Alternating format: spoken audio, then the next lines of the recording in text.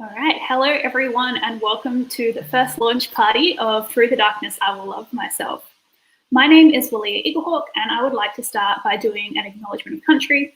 Today I am broadcasting to you from the traditional lands of the Gubbi Gubbi Cabbi Cabbi people, and I wish to pay my respects to elders past, present and emerging. So welcome everyone. Today I am joined by my co-editors, Nikki and Poto, and two contributors to Through the Darkness, Katie and Marinelle. Thank you so much for joining me. We're calling this like the Australasia / America time zone, and tomorrow night in the second in the second launch we're going to have the Europe and me from Australia, and I think maybe two others from Australia as well. So lots of Aussies, lots of Americans, lots of Europeans, and most of our Asian contingency is away doing amazing things in the world. So hello, we miss you, everyone else who couldn't make it today. I know Lily is off having an exam to become a lawyer, so good luck, Lily. If you're watching this, please just go study. We hope to represent the rest of the contributors really well. Okay. So as I mentioned before, my name is Walia. I thought I'd just kind of introduce who I am and what this book is all about before we start talking to everyone. As we go along, feel free to leave comments on YouTube. Hello, everyone who is saying hi already.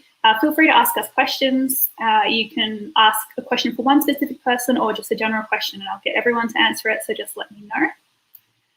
All right, so my name is Walia. I am the CEO and editor-in-chief of Revolutionaries, and this book actually is published through Moonrise, which is our first imprint, which kind of is going to be home to all of our literary fiction, poetry creations. So Through the Darkness is a very special book to us because it is the first of its kind for us, and it's also the first that we've got to work with so many amazing people from all around the world. I'm also the co-editor of this book, along with Nikki and Poto, and I'm so thrilled to be able to work with them. They are the co-editors-in-chief of Dreamglow magazine, so if you don't know who Dreamglow are, please go check them out on Twitter and Instagram, and they have a website, and I'm sure they can plug themselves as much as they like after this. We're also joined by Katie and Marinelle, who I'm really excited to talk to as our contributors, so all the pressure will be on both of you to talk about your experiences. I'm really excited to hear more about them. All right, so I just wanted to start by going around and get each of you to introduce yourselves. Just let us know where you're from and how you came to be involved in this project, and we'll take it from there. So how about we start with Nikki? All right. Hi, everybody. I'm Nicola Champlin. I also go by Nikki, as Walia has introduced me. I'm from the US. I'm on the East Coast. I am, as Walia also mentioned, one of the co-editors-in-chief of Dreamglow magazine, which is a literary magazine devoted to publishing a variety of types of creative writing and also visual art, and we publish quarterly, and I highly recommend you guys checking us out. I think we're a really unique space for ARMY artists to combine their passion with BTS with a creative journey that they're on. So I came to this project via Dreamglow and already being excited about being in this space. My background specifically is in poetry. I got my MFA from the Iowa Writers Workshop in poetry, and so for this collection, I worked specifically with the poets, and I'm sure I'll get to talk about that more, but I'm super excited to be here and to be celebrating this awesome collection of work by ARMY. Awesome, thank you so much, Nicola. All right, Poto, it's over to you.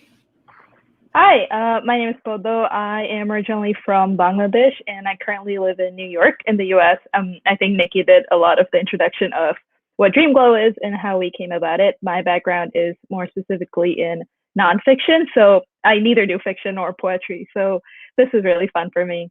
And yeah, we'll get to talk more about that process in a bit. So great, thank you. All right, Katie, over to you.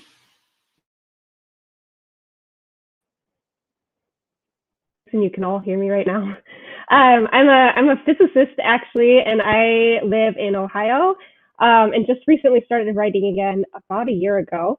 And I came across this project.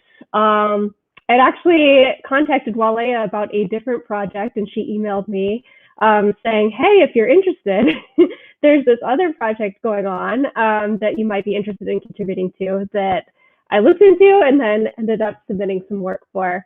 And I'm super, super glad to be a part of this entire project. So yeah, great to meet you guys. Yay. All right. And last but not least, Marinelle.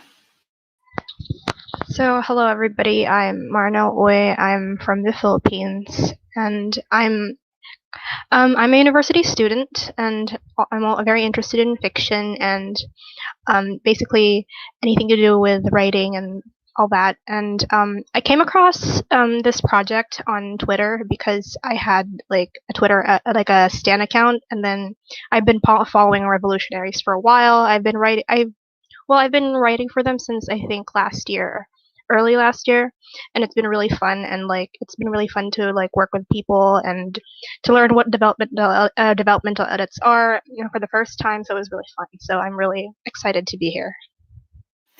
Yay. And I do remember, Marinelle, you kept writing back every time going, wow, that was so much fun. I love editing my work.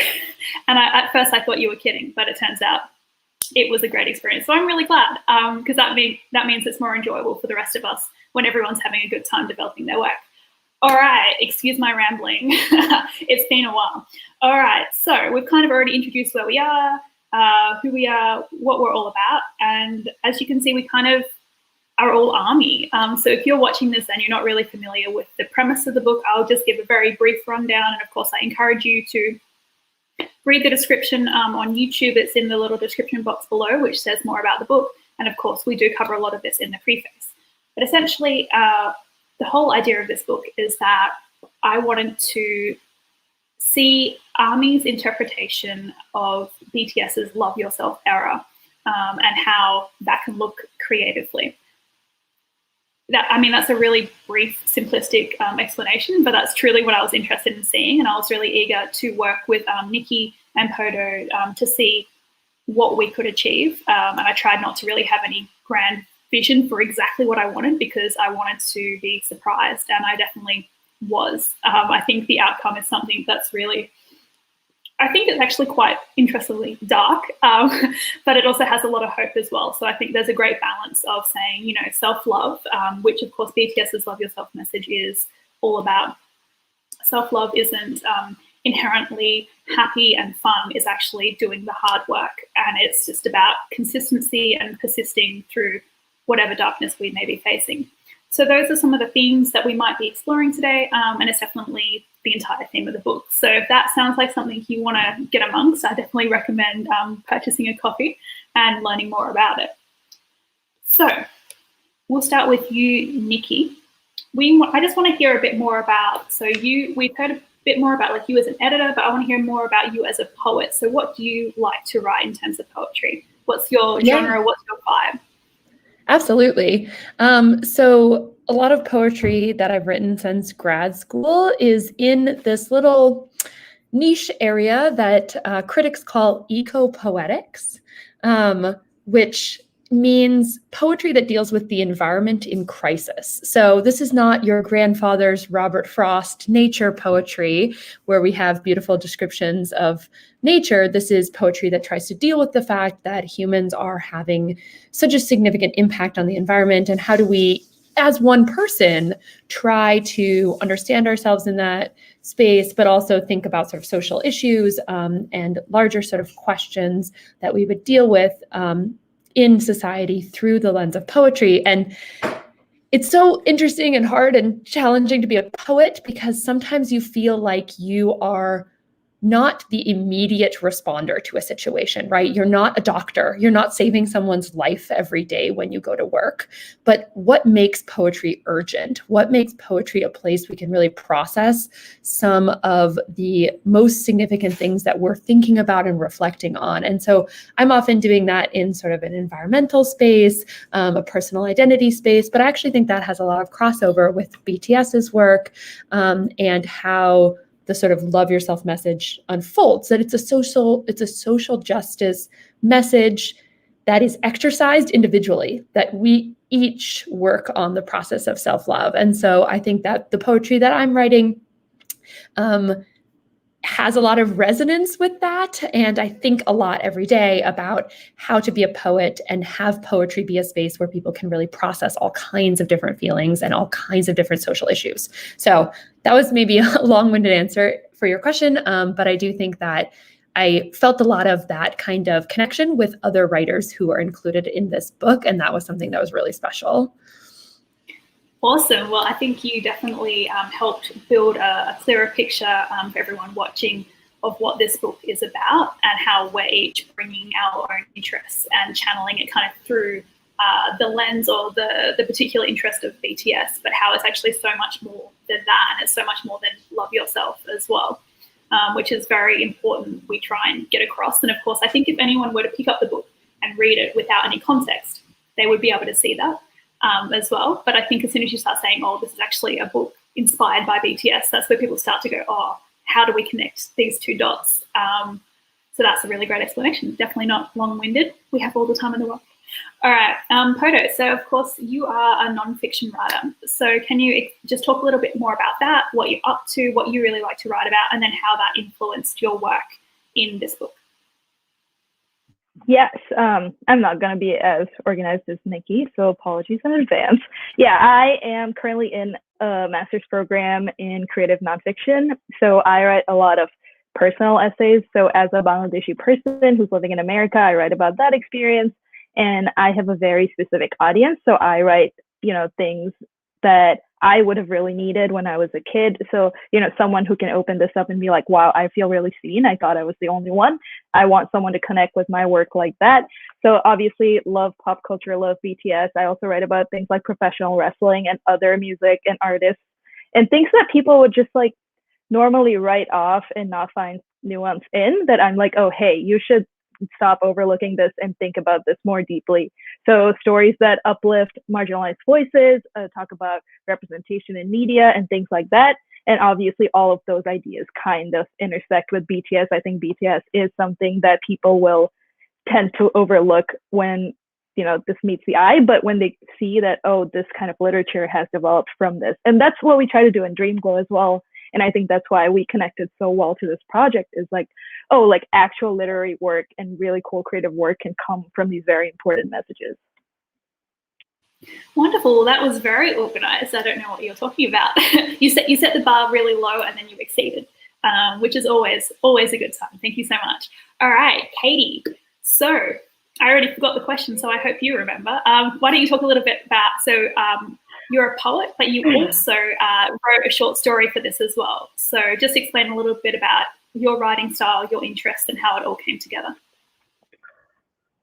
So I think I'm still figuring out what I like to write about because I'm still a very new writer. And when I started writing again, right now I would say I like to write about myself because writing has been a way that I can process things. And so I hope one day that my writing can be a slightly bigger picture than that, the way Nikki and Poto use it as a platform or a way to go beyond myself or reach to people beyond myself. But so far in my written journey, a lot of it has just been me learning how to process things again. And doing that via writing, which is something I did a lot when I was younger, and then didn't do for a long time.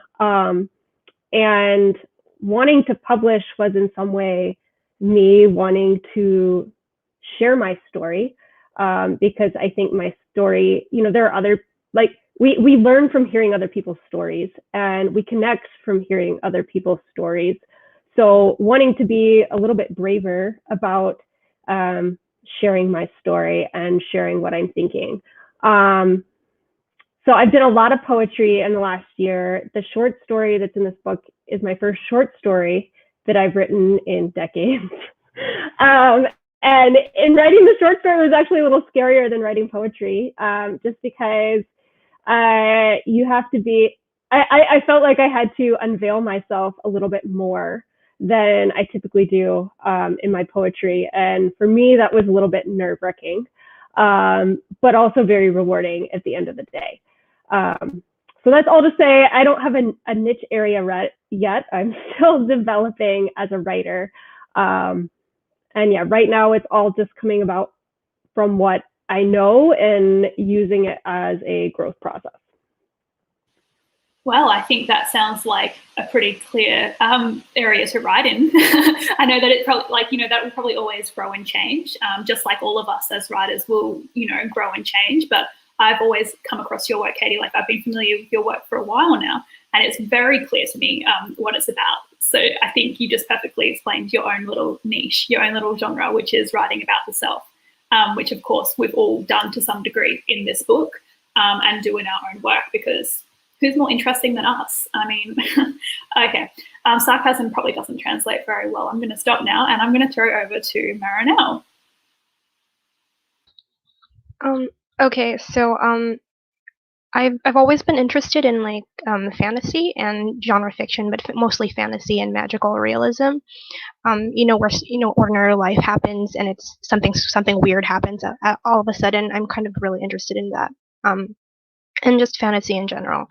But actually, it's been years since I've started writing fiction. I've been writing since I was in elementary school, but I think sometime around high school I stopped, and then I only got back to it like I think last year.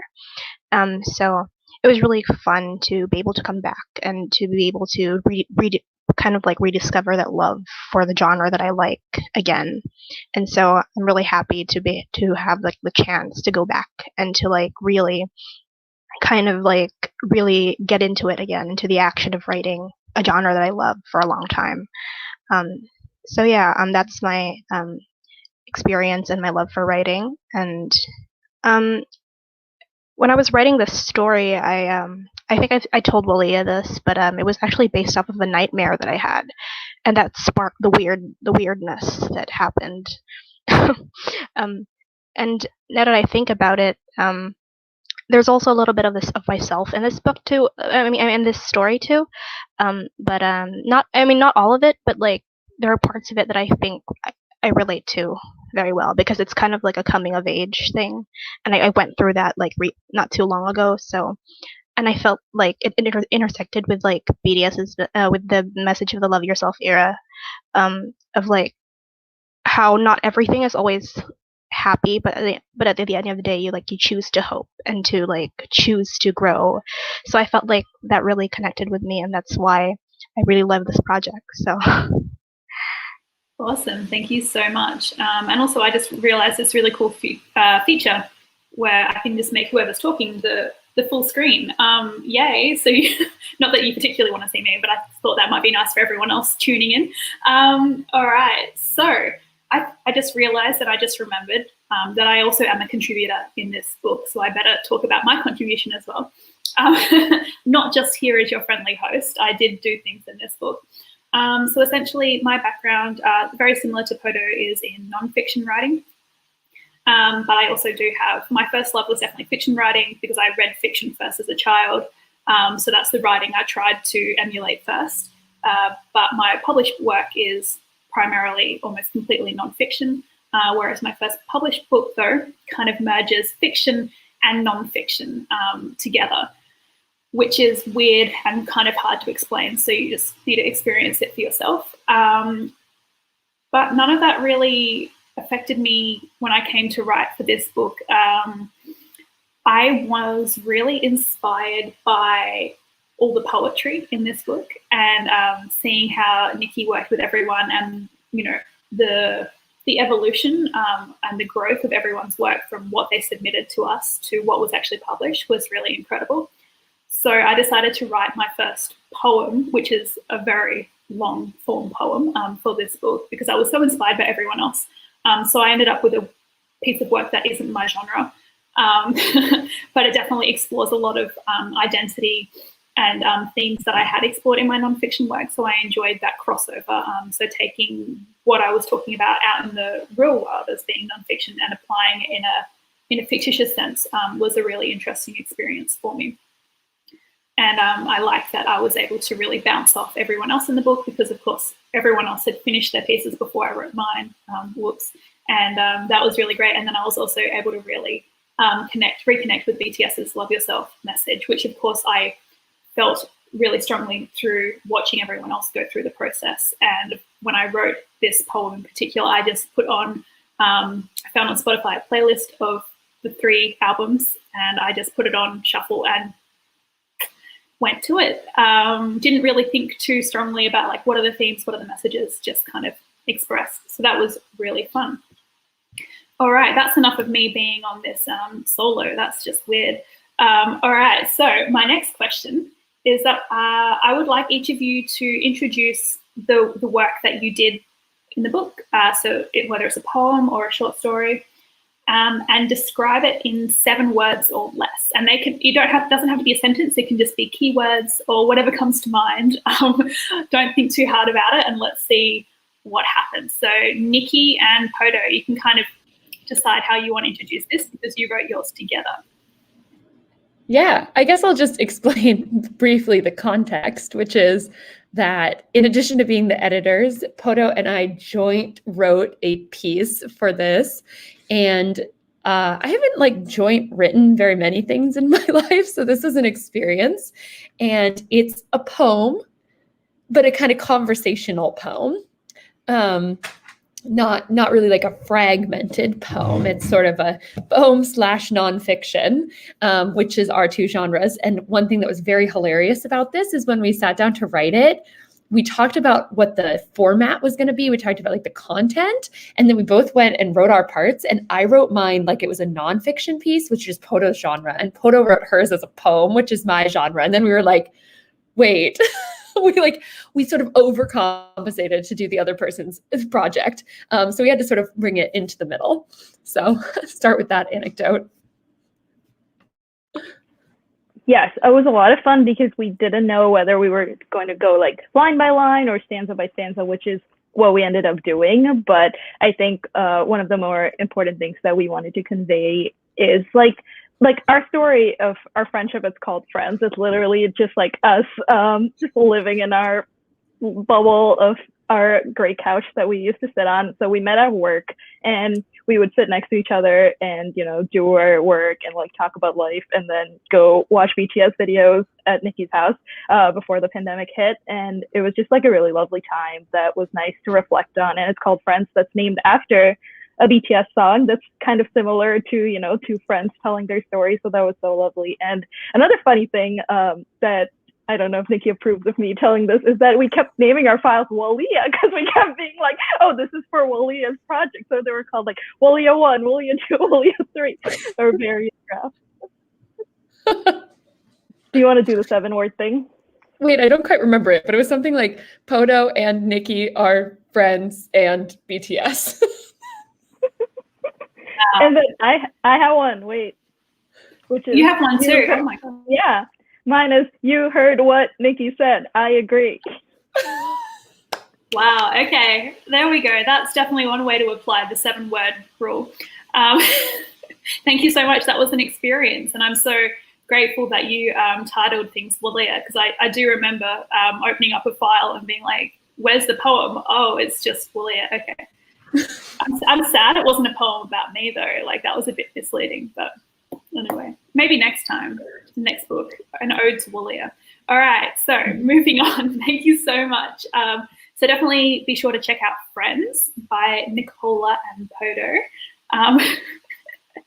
All right, so we're going to go to Katie, and I'm going to make you very big on the screen. So enjoy this. Whew, hi.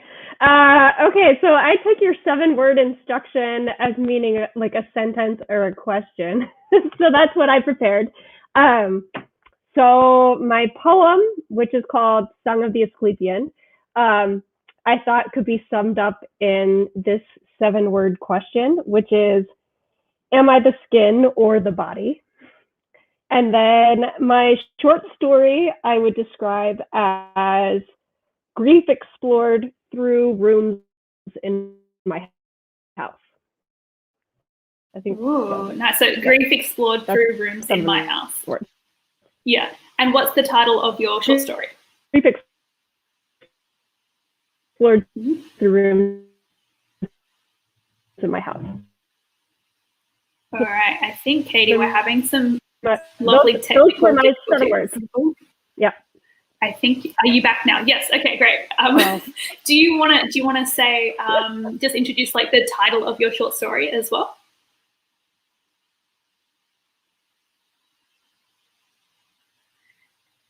And I think we have lost Katie. All right, I'm just going to chuck her on mute for a few seconds. Can everyone else still hear me at least? I hope. Oh, yeah. So my short story. Oh, okay. She's back again. Oh, no. Oh, I love technology. All right, I'm just gonna we'll circle back, Katie. It just kept on dropping out, so we'll go to Marinelle and then we'll see if yours wants to come back in, Katie. So Marinelle, you have a go now. Okay, so I wrote a short story called Stolen Hearts, Stolen Souls.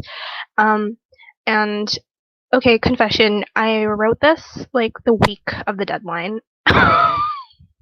The week of the deadline because I guess like I was having a hard time mentally at the time, and then I was swamped with a lot of university academic work, and I was writing papers in college academic papers, and I wasn't really feeling, for a long time I wasn't really feeling like, oh, I don't want to write fiction. I don't have the energy to write anymore because I feel like I've been drained by writing and citations and stuff like that. So but then when I saw the announcement, and I really thought about it, and I thought, okay, I feel like this is a way for me to, let off some steam and to like contribute to something, to a really cool project. So I did it.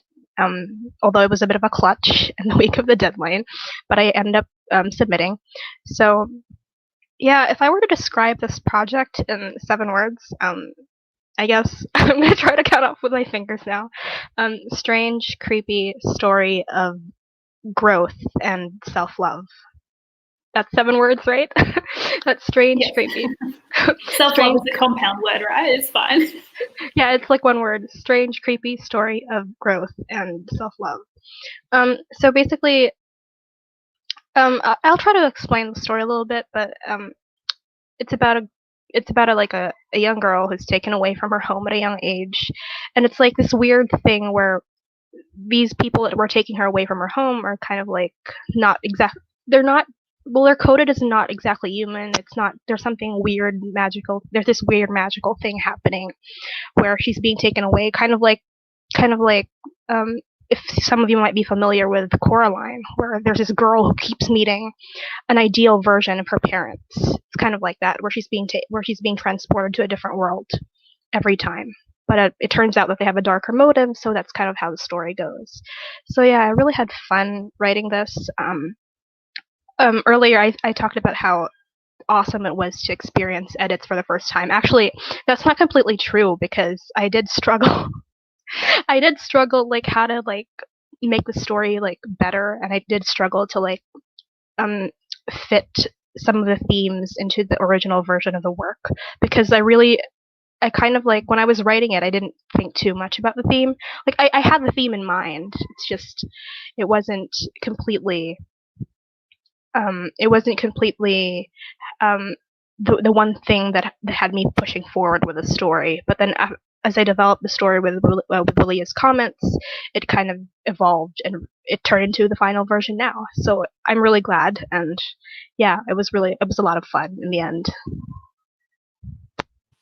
All right, thank you so much, Marinelle. All right, so we've described our work. No, wait, I haven't done it yet. Okay, sorry everyone.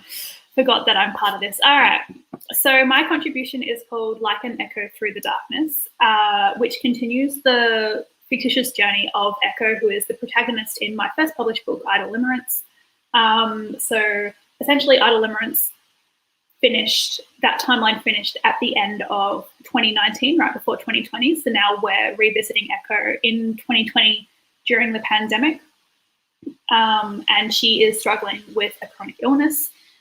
And this poem just really goes into first person and her experiences of what it's like to be incredibly unwell, which is also, I guess, symptomatic of the world around her and kind of represents the world as well.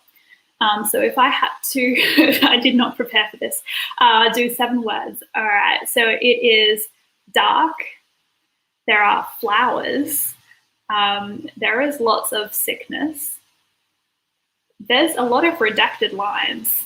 So I'm saying more than 7 words, but I'm trying to say 7 things at least.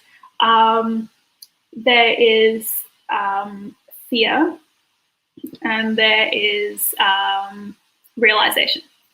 So I've already forgotten those 7 words, but I hope that kind of gives a bit of an image of what I tried to achieve. And so now, for everyone, I would like each of you to read out the favorite part from your work. So I know Katie will have 2 parts to read out, and we can maybe see if her connection's a bit better so we can hear some of her 7 words again.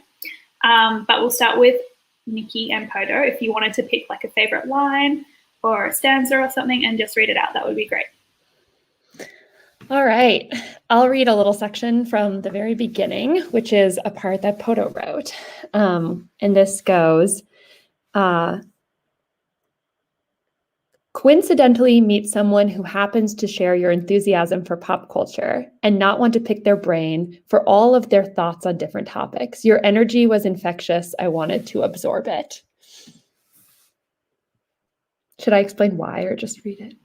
You can say whatever you like. Go for it. I think this is a lovely moment because Poto wrote it, but it felt like something that I felt, and just like the energy of the lines themselves, and that sort of like honest kind of like moment of being like, yeah, this is wonderful to like see yourself in another person. And that sort of is like the end of the first stanza, when we sort of have set up this dynamic of mirroring each other, where we're writing back and forth to each other. And I think it's so interesting because the theme of this book is love yourself. And there's often kind of a motif of like looking at oneself in the mirror. And for this piece, I felt like Poto was my mirror, and seeing in her things that I understood better about myself. So I love that moment.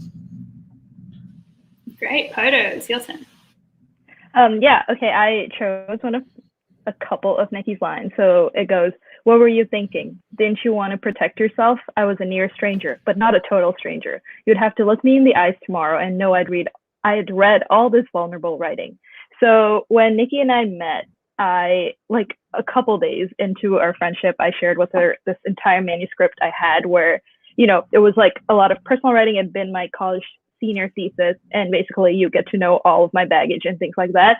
And I tend to do that a lot with, people I meet and people I think will potentially be friends. And so I just, did it without thinking. And I didn't realize that, she'd take it so seriously and consider it such a deep thing. And I reflected on it. I was like, I guess that's a thing, and I need to, calm down a bit. But also I'm so glad I did it because Nikki and I connect on so many different levels. And this was just a way to kind of just like, break down all the walls and boundaries. Wonderful. Thank you so much. Oh, Nikki, did you want to say something?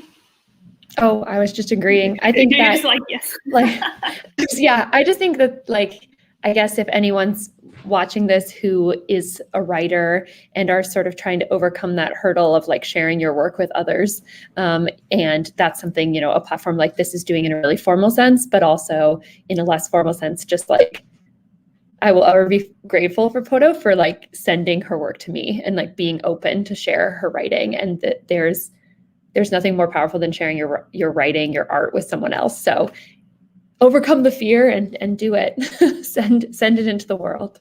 There you go. Send it into Moonrise and or Dreamglow. I'm sure we'd all be happy. I think Dreamglow are just about to did a cover reveal, I think, of the spring issue.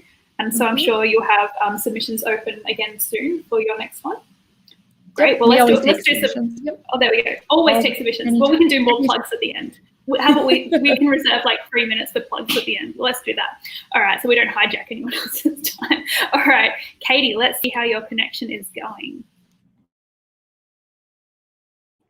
All right, can you guys hear me? If not, I can try moving downstairs.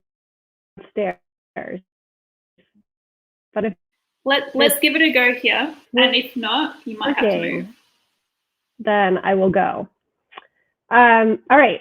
I'll go next, and give me 5 minutes to get resettled downstairs, where hopefully my connection is better. All right. Nobody look at Katie while she moves. All right, Marinelle, you've got to capture everyone's attention while we do this. All right. So a favorite part from your story. Okay, so I'm just gonna read like a little paragraph from this, I think, page, the 69th page of the story of the book, essentially. So it goes like this. But all I had was more to give and even more people to please, though they didn't have a clue when to look to me for anything else other than giving and helping, because I was ever so young and oh so reliable. So I really like this part because it felt like it reminded me of like what it's like to like really have that sense of wanting to give more to people without really thinking about what it would mean for the self. And I felt like now that I think about it, I feel like it kind of connects with kind of like the albums, the Love Yourself albums as well. About it's not bad to like give and give and like work hard for other people. It's just that sometimes you forget about yourself too, and that causes you to disintegrate or to break into pieces, for lack of a better term. And the reason why I love this part so much in the story is because it reminded me of like back when I was younger in high school, where I would listen to all these other young women, other young girls, and they all had different dreams and different aspirations, but the bottom line was they just wanted to prove themselves to people. And that was like a really big realization for me at the time, that at the end of the day, everybody just wanted to prove themselves. But now that I'm older and looking back at that experience, I kind of realized that as I'm looking at this at my work now, it's just we didn't have to prove so much of ourselves to anybody. We just needed to be comfortable with ourselves. We just had to be enough for ourselves, and that would have been everything already. That would have been done so much for our self-esteem. So I guess, yeah, that was a really big, I think, realization that I got from writing the story and from that part alone. So, yeah. Oh, that was beautiful. Thank you. I love listening to you talk. I remember, I think we did a live stream a while ago as well, and I got to listen to you talk, and I really enjoyed that as well. I also remember the chickens in the background, because my chickens are going off as well. So, you know, it's just when you live, it's daytime over here, by the way, for everyone in America. So, you know, just out here with our chickens. Sorry. I love it. We live really close with our neighbors, so the chickens keep going off. So. Yeah, I love it. Mine are like on the other side of the house, so you can barely hear them. I mean, it's authentic. It's nature, right? Just surrounded by some chickens. All right. Nikki has a sheep. Is this true? Sorry, Hodo just spilling the tea right now. You have a sheep, a lonely sheep. No, we have a couple, but they won't be loud in the middle of the night. But I relate to the farm animal chaos. Okay, I misread photos. I thought it was like Nikki has a sheep. I'm like, oh my goodness, one sheep. Okay, so I just forgot that there's no plural for sheep. That's just my brain. I can edit everything else, just not sheep. It seems I have no comprehension of that. All right, well, so we're quite rustic. We're quite authentic with our farm animals. Hodo, do you have any New York local animals in your apartment? My roommates have a cat. I used to be really scared of cats, but during the pandemic, I really fell in love with cats, and now I can't live without them. So, but the cat's not very loud unless she's hungry. Well, there you go. Like, I mean, look, we just added another layer of nuance to this talk where we're talking about animals. Who knows what could happen next? So while we're waiting for Katie to come back, I will try and remember what the question was. Oh yes, I'm going to read a part from my poem. All right, so it's hard to figure out what to actually read, but will make sense in this kind of context without reading everything else. So I'll read a little bit. So I hate to say it, but I miss you and I miss me more. I don't think I'm coming back. I cover my eyes with a posy in each hand as I fall from my chair. All the words I once held back pull me under with eager fingers, clasping at the petals I tried to grow in the dark. They reach down my throat and pull my lungs out. So I inhale the sky, a cloud in my chest. Now my heartbeat is muffled by the cirrus which expels from my lips. Time slows. And I think, the reason why I chose that is because so many people have told me that they like, so I inhale the sky, a cloud in my chest.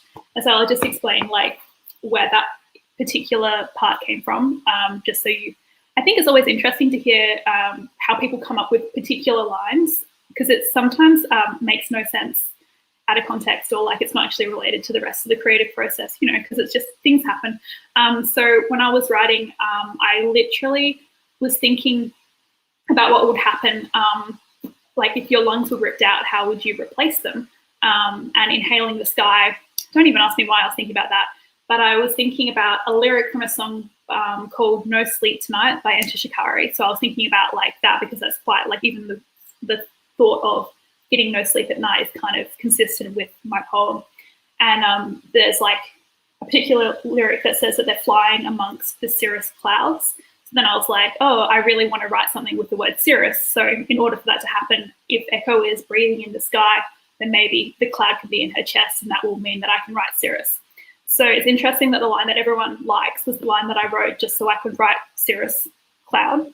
And I had to Google what a cirrus cloud looked like, and it's not a pretty one. So I'm kind of sad. I wanted it to be like a really pretty cloud, but I wanted to say cirrus because the other names aren't what I wanted to write. And that's essentially how that came about. And the more you know. I hope I didn't ruin any of that for anyone, but that's kind of where my brain was going. And my brain also, I don't know about how all of you operate, but my brain went some really weird places writing this. And I found out, because I was talking a lot about flowers, right? And my poem revolves around the concept of trying to grow flowers in the dark. And essentially it's a metaphor for trying to find self-love, like externally, trying to find love from other people instead of like finding it within. So I really wanted to talk about flowers. So I was thinking about different kinds of flowers and like some depressing stuff. So I was thinking Black Dahlia Murder, because it's the name of a band, but then I Googled it and found out what the band's name is actually based on, which is like the longest unsolved murder case in the US. So anyway, I went down a real rabbit hole with that, and which was quite macabre, which then informed the entire tone of the poem. So I felt kind of cool when I was doing it, but it was really creepy at the same time, and I don't think I'll do it again. All right, seeing as we have not relocated Katie, let us move on and hope that she joins us soon. All right, so Nikki, we'll come back to you. I would like to know from you as an editor what the process of working with everyone's poems was like. Yeah, I think this was such a special process for me to get to work with the poets. There are 10 poets. They are literally from all over the world, and they are such an interesting group of people. And when I was reading their work and we were sort of making the first round of selection, so we selected those folks from a much larger pool, I just really felt like I wanted to talk to the poets we were going to publish, because it was so clear that they were doing such interesting things and having such complex thoughts behind their work that I thought it would be really helpful for me to better understand where those people were coming from in offering them feedback. So I had a call with each one of them, which was kind of an amazing week of intense back-to-back Zoom editing. But it was so rewarding to just see these people and hear their stories directly and help them try to find ways to get as close as possible to communicating what they wanted to say. And, that's always the challenge of writing is you can't see into somebody else's brain. How can you understand what they're thinking, what they're feeling? Their medium is writing, and creative writing sort of lets you get closer to the truth than analytical writing might, because you have the opportunity to just try to describe and tackle some of the complex human emotions. So it was just super great to go through the process of editing and selecting these poets and then meeting them directly and then giving them more rounds of feedback after that, and making it more of a conversation between me and them, because there were so much amazing things they're trying to bring to the table, and I just always felt like they were so talented and so great at taking feedback, and that it wasn't like me saying change a comma here. It was like me saying, how are we gonna make sure this idea really comes through in your poem, or how are we gonna make sure the reader leaves the poem asking those kinds of questions. So it was super rewarding in that sense. And I'm just so proud of the end product and all these poets' incredible voices. Awesome. Yeah, I know it was definitely a fun experience to watch, like how, once I think I mentioned this at the start, what everyone's poems looked like when they were submitted to us. and then what they look like at the very end, totally different. Some completely like different poems, which was really inspiring to watch. So thank you, Nikki, for your contribution to that. That was amazing.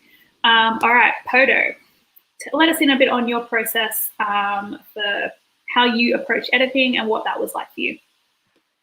Yeah, I unfortunately wasn't able to schedule Zoom calls with anyone. I think I had, time constraints, but it was a lot of fun. I haven't really edited fiction in a long time, or any time really, so it was a learning process for me, very rewarding, really nice, again, to see, where it started and where we ended up. I got to meet some Army writers I hadn't yet, which was really nice. Read so much work that I wouldn't have access to otherwise, and I loved seeing the way everyone interpreted the messages in their own ways and took on these songs and created their own reflections and then produced such cool and original work. And I think I was very lucky to have you, Walia, also co-editing the fiction, so you were there to help me with suggestions whenever I got stuck. I think Nikki and Walia, you're both people I do love collaborating with and trust very much, so it was definitely a learning process for me, and I'm really grateful to have been a part of it. Oh, we're already sharing the love. All right. Well, thank you, Podo. I'll just let, before we jump to our contributors, Katie and Marinelle, I'll just echo kind of what was said by Nikki and Podo about the editing. So essentially, for people who don't get edited books, I thought I'd just quickly explain that whole concept, because that can be a bit strange that the three of us have our name on the cover when the book is written by, there's 18 of us, and 19 if you include the illustrator Risa. So essentially, when it comes to anthologies, the editors sit down and come up with a guideline or like a set of criteria for selecting work. So of course, we went through a whole submission process and application process. Nikki, Podo and I went through everyone's work, and we had to, the poems were completed, but the short stories didn't need to be completed. So they could just give us like a little bit, and then we could work with them to develop the short stories up, or they could be completed pieces. So we had to go through and kind of decide, well, what do we want in the book? And also, what potential does this piece have? Which is a really difficult thing to know, especially when we don't know the writers and we don't know what their time constraints are or how receptive to feedback they'll be. So there's always like an element of risk there. So we select the pieces and then we work with everyone to further develop and edit their piece. So essentially, not only are we, it's not just copy editing, but it is developmental editing to make sure that everything is clear, everything makes sense, and that it actually is consistent with the rest of the theme of the book while also remaining unique and having its own voice, which is a hard balance to often get, because you want everything to be about love yourself, but that can also be interpreted in so many different ways. So we all have to kind of work together to make sure there's no absolute repetition of stories, but also that if there's repetition of theme, that it's different enough that the reader won't be thinking about it. You don't want, as the reader, to pick it up and be like, oh, this is the same story 5 times throughout the book. It would be okay, though, if they picked it up and said, oh, this is a very clear theme throughout the whole book that brings everything together, which is kind of what we're aiming for. So that's kind of what an anthology is. We work with everyone to bring the stories alive and ensure consistency while retaining everyone's unique voice as well. And that's why we are on the front cover. And then, by the way, everyone is listed on the back. I don't have one of the new books, so I can't show you, but I thought I'd show it up here. Here is, oh, there we go. Yes, that is the updated back cover. So everyone's listed on the back. So all of our names are on there, which I'm really excited about because this project is definitely a group effort. So in terms of how I approach editing, I, of course, did all the communication with everyone. And we actually started with a lot more than just 18 people. I think the number was a bit higher than that at the start. So when Podo and I finally got to the editing, we split the stories in half. So we took half each. We did developmental editing for maybe 6 or 8 weeks. And then we swapped. When we were certain the stories were pretty good, we swapped them and then we kept going. And then we came very, very close to the deadline, where even one of our short stories suddenly turned into a poem on the very last day before everything went to be typeset. So, you know, it was a never-ending story for us, but it was definitely a lot of fun, and I learned so much from Nikki and from Podo. So I'm really grateful to the both of you. So thank you so much. And now over to Katie. firstly, oh yes, we get to hear what the favourite parts of your 2 works are. So if you could introduce them to us again, and then you can read parts from that, and then we want to hear what the process was like for writing both of those. Okay, so maybe I'll do one at a time, all of those in one. So I'll start with my poem, which is called Song of the Asclepian. And I'm going to start from a line that I will talk about later with one of your questions that you have. So it goes, shall I tell you my story? A smile lingers as I recount the relief of wanting once more. Broken only by a cracked lip, this expression wears my face. So my experience with this poem, both of my pieces actually, the poem and the short story, were very different from how they ended up in the final version for this book. And I credit that very much to our amazing editors. Working with Nikki was amazing. This is the first time I've ever had a poem that somebody actually read and gave me feedback on. And for me, that was incredibly overwhelming in a good way. I still remember my video call with Nikki the very first time. And I definitely teared up on that call because she actually wanted to know what the poem was about. And the poem happened to be about something that meant a lot to me. And so having somebody read my words that closely and that carefully was a very intimate experience and a very rewarding experience. What Nikki helped me do was I definitely had some mixed metaphors weaving through my poem. The poem's about snakes, by the way. And so I was mixing some snake metaphors in there, but Nikki really helped me hone in on exactly what is this moment and this experience that you are trying to express through this poem, and how can we refine it so that the reader walks away grasping what you were trying to express. And yeah, I'm really happy with how the final version of the poem turned out. It was also really fun to talk to somebody that would mull over word choice or single words or single phrases and, write an entire paragraph about why it should or shouldn't be that particular word or phrase. Most people I work with don't really care that much. And so it was really fun to work with somebody that paid that much attention to detail and understood how much thought went into those tiny little choices. Yeah, so that's the poem. My short story is called House of Colors, and I had to move downstairs, so I am now sitting in, this is the brown room, hello brown room, which is one of the rooms that features in my story. So like I said, my 7-word description of House of Colors is grief explored through rooms in my house. So you will meet the brown room, the gray room, the green room, and the white room. And I will read you a couple paragraphs from the story now. My favorite part is actually the end, but I don't want to read that part because I feel like it spoils it. It won't spoil it, but I don't want to read the end. I feel like you should read the story and get to the end. You have to go through the process before you get to the end. So I'm not going to read the end. I'm going to read a different part. All right. My kids began to draw sheets of crayon cords. Chaotic notes in red, yellow, and purple splashed upon blank pages devoid of staffs. They presented them to me with beaming faces, itching to hear their colorful creations become stepping stones between their hearts and mine. They crowded my bench. Little fingers added clumsy harmonies. Precious moments interrupted my dialogue. How dare I call them interruptions? Aren't more interruptions just what I had craved? I ran out of melodies before my bridge was finished. I hung my feet off the edge and sipped a glass of whiskey as I surveyed the expanse, still unable to make her out. At least I'm free of hope now. But the brown room pulled me away from my precarious position and sat me down in the corner of its sucking couch. It thrust a black pen into my hand and admonished me to keep sipping muscle memory. I didn't know what to write. Previous iterations of myself lay bound in pen and paper, but these days sentences felt like shackles. Screw prose. Must all thoughts be articulated to completion?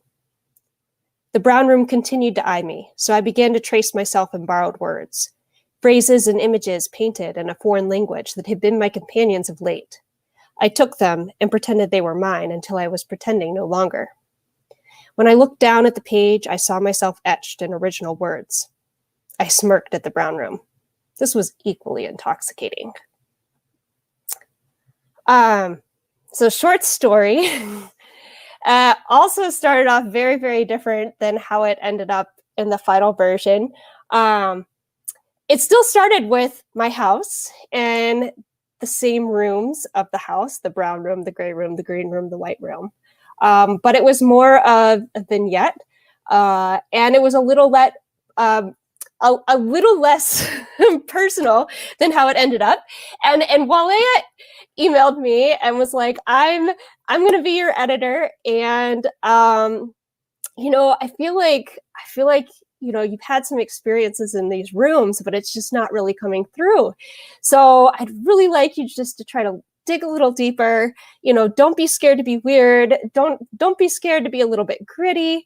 It's okay. And so my first attempt, I'm like, okay, I can try to reframe this. But I was still looking at my original version and trying to just expand it or adapt it. And so I sent her another version and she's like, that's not exactly what I'm thinking here, and sent me a link to a couple of, an example short story of hers. So I read through that and was like, oh, okay, I see where she's going with this.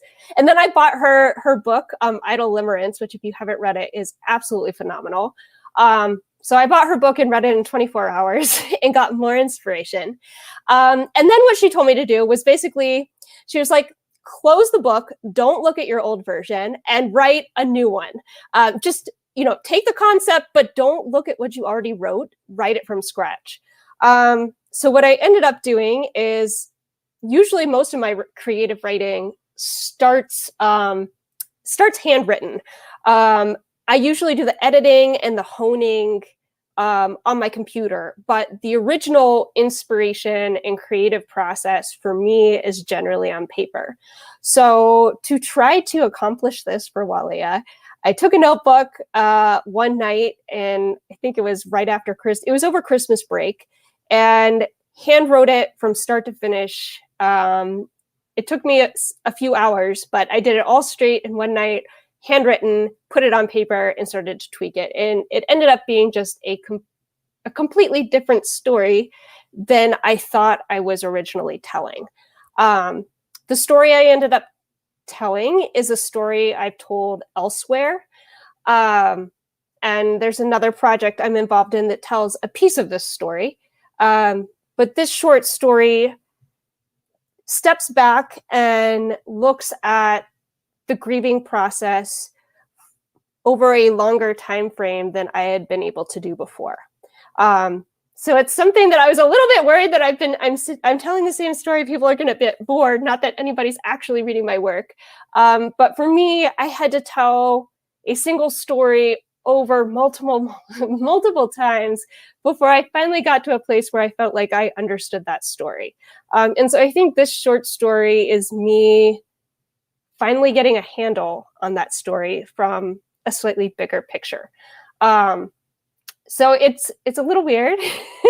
And it's by far probably one of the more vulnerable things I've written. So I was a little nervous. I hope people like it because it feels like it's a part of you. And so you're like, okay, if they don't like this, they don't like me, which isn't true. But I am so glad that Walea pushed me and saw another story there. And it definitely took me stepping back and letting go of what I thought the story was supposed to be and letting it become something else. And I love what it became.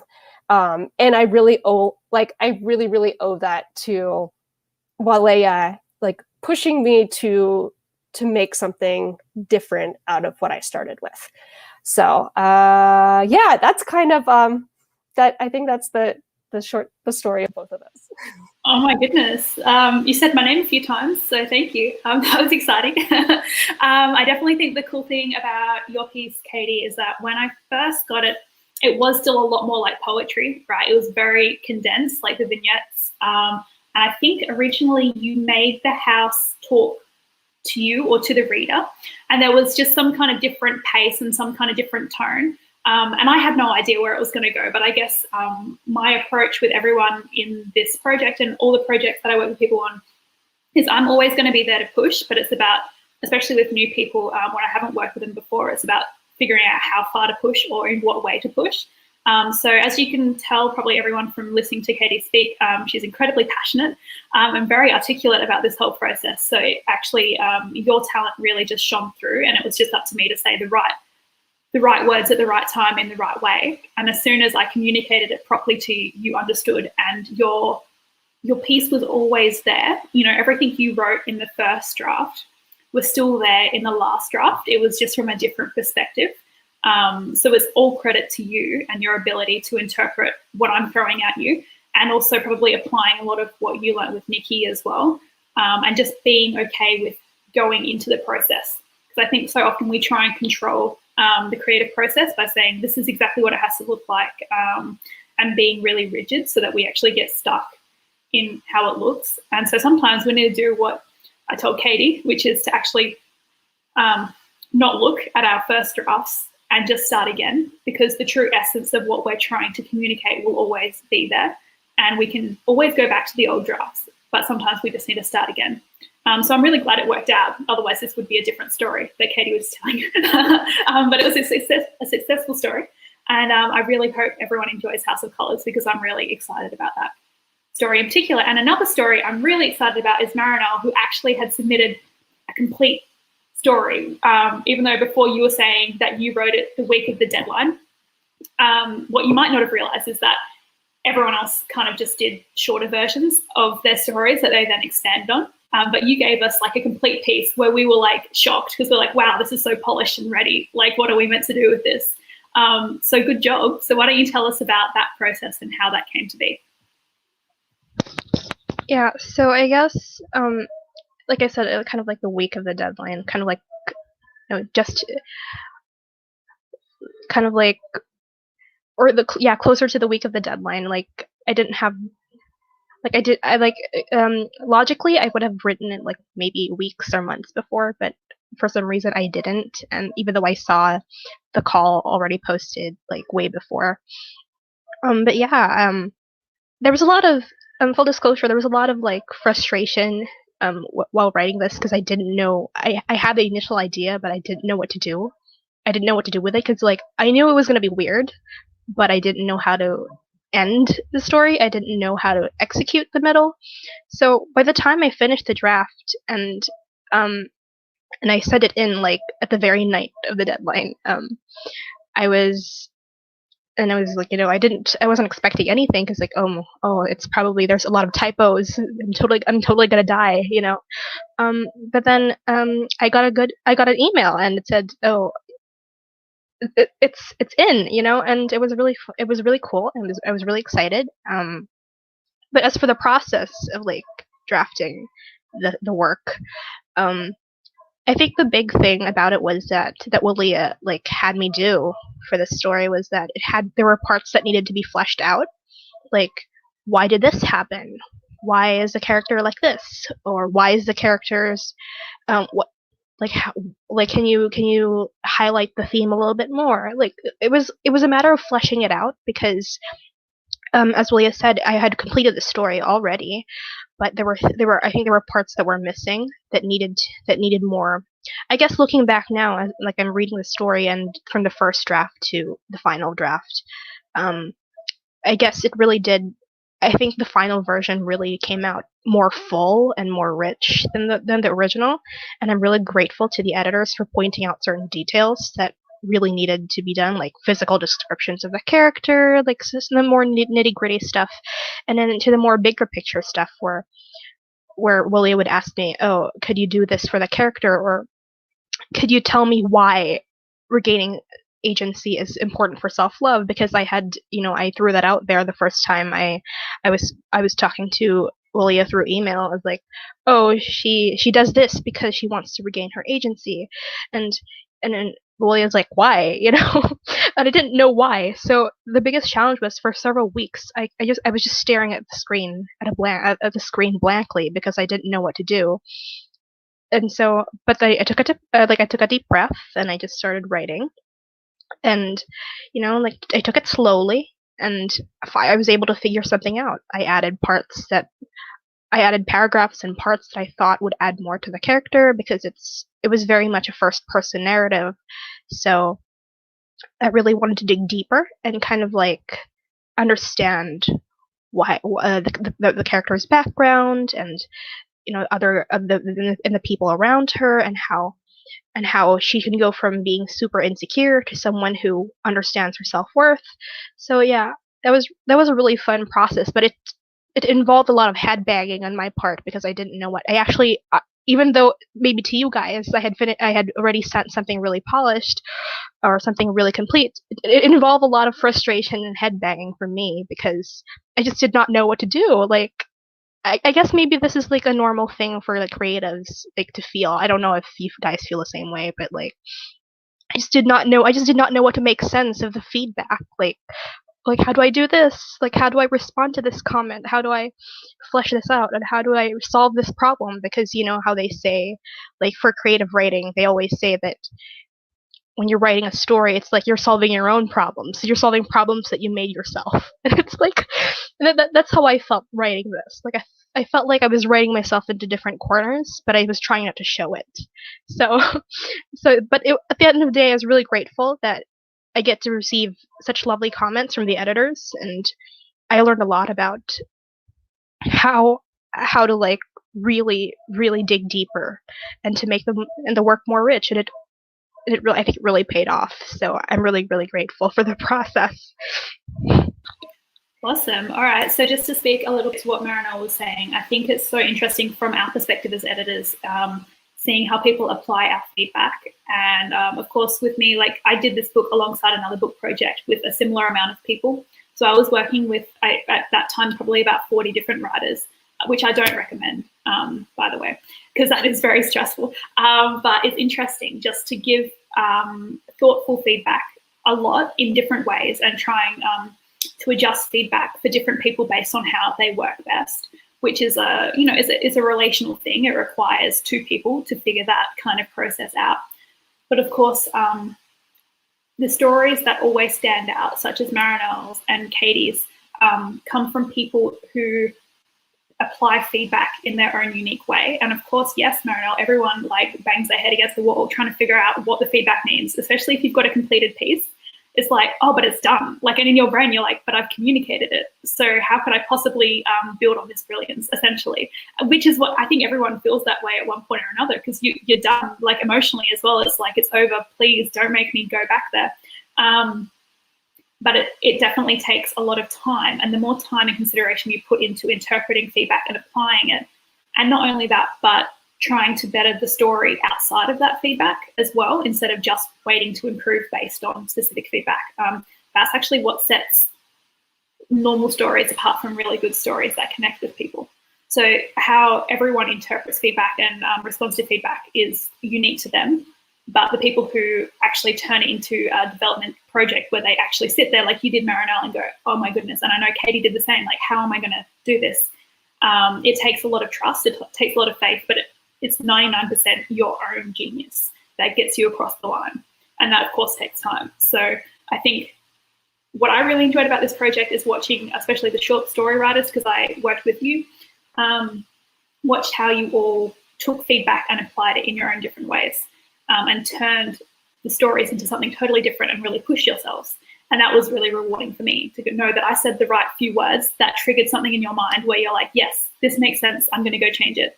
So that was really exciting from my perspective. And I loved watching how Nikki worked with the poets and Poto worked with the other short stories to achieve similar effects in their own ways as well. So that was really rewarding. Okay, so we have gone over an hour. So I just wanted to throw up, there's two questions from our audience that I wanted to put up on the screen. And I'll get everyone just to speak briefly on the 2 questions, and then we will wrap up from there. So this is the first question. So we will do an interpretation of this. Hello, Deanne. So this question is, what have you learnt about yourself and how lovable you are from this most interesting creative project? So I guess what self-love lessons have you learnt through going through this process, especially like if we apply it to something like Marinelle's like really getting frustrated about feedback and like how can she possibly, achieve what she wants to achieve. I'm sure that also there were some lessons in that as well. So Nikki, we'll start with you. I'll put you up nice and big on the screen. There we go. Yeah. I think that like for a long time in my life, I would have thought that like self-reflection would be sort of the opposite of self-love, that self-love would be kind of like, ooh, like thinking about the good things only.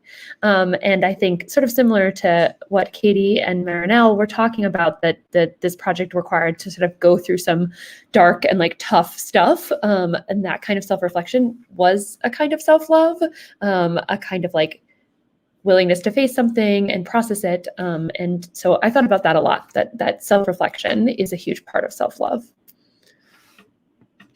All right, self-reflection is a huge part of self-love. And of course, I think it's important to note that self-reflection is a very important part of the creative process. So we were kind of combining 2 very interesting self-love and creativity, bringing them together, which of course is how a lot of us experience.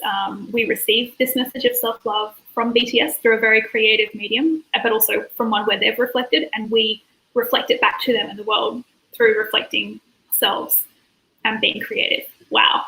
It's just like one never-ending creative loop. All right, Podo, I'm going to throw over to you now before I keep rambling.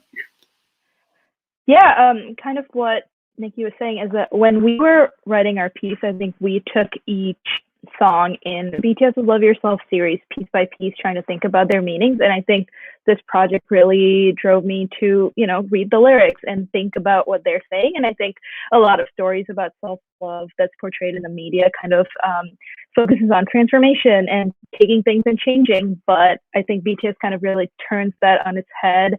And, we're in a pandemic, and you think of a song like Paradise, and it's like, stop running and just like, it's okay not to have a dream right now. And it's okay, just like to sit down, relax, go out, think back, and then come back, do your work. And I really, really enjoyed thinking about that during this process. Alrighty, Katie, we're going to go over to you to answer this one. So something my dad actually always talks about is how we all have a narrative that we tell ourselves, or we have created for ourselves, whether we realize it or not. And that narrative can be really powerful. It can either work for you or it can work against you. And so I think part of what I learned both through this project and just through the process of writing over the last year or 2 is learning not only what is my narrative, and not only learning how to speak myself and tell my story, but also learning, like, wanting to not only tell my narrative, but help create my narrative. So taking control of my narrative again. And that by taking control and helping create that narrative, you are, in a sense, loving yourself. So it's not just things are happening to you, but you can choose how you respond and how you interpret and what you do with that experience.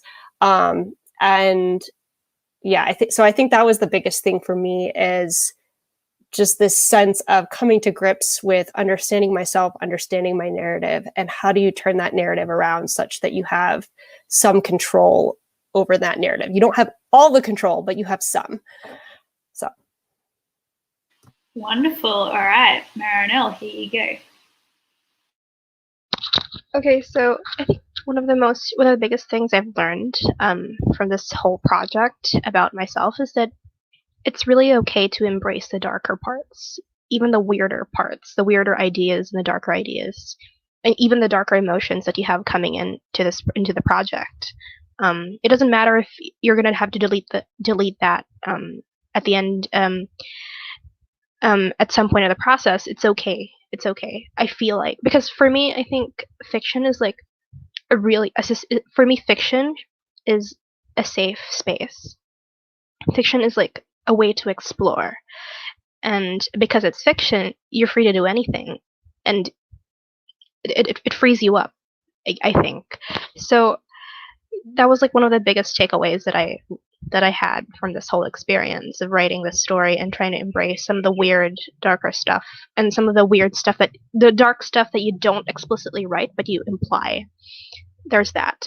As for like the idea of like self-love, I think I really like the idea what Katie said earlier about taking control of the narrative, because a lot of the time we are not in control of our own narratives, right? Because we're being told otherwise when we're out in the real world, especially now, right? We're living in a difficult time, so I really love that idea, and I think it really does feed into this thing where, because we take control of our narratives, we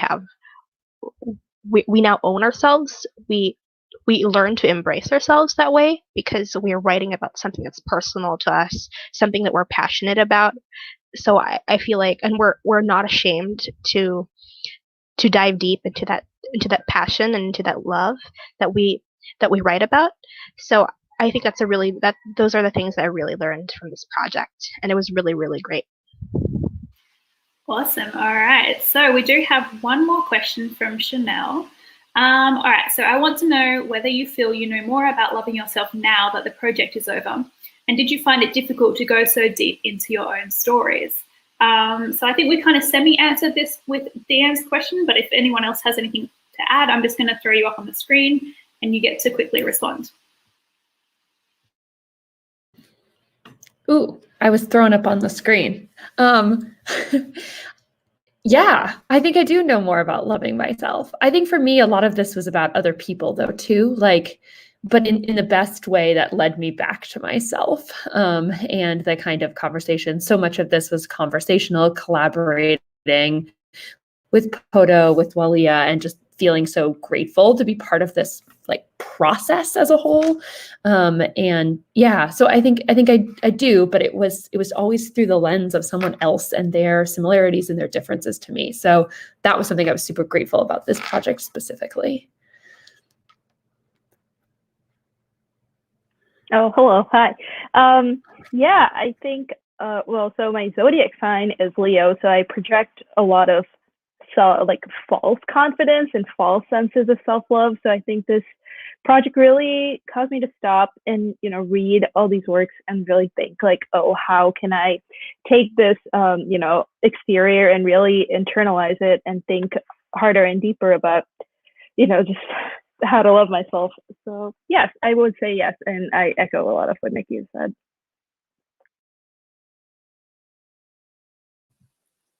I have one thing to add. I think for a lot of us, part of the reason we want to learn to love ourselves better is so that we can love other people better and take care of the people that we care about. And when we take care of ourselves and know how to love ourselves, we can do a much better job at that.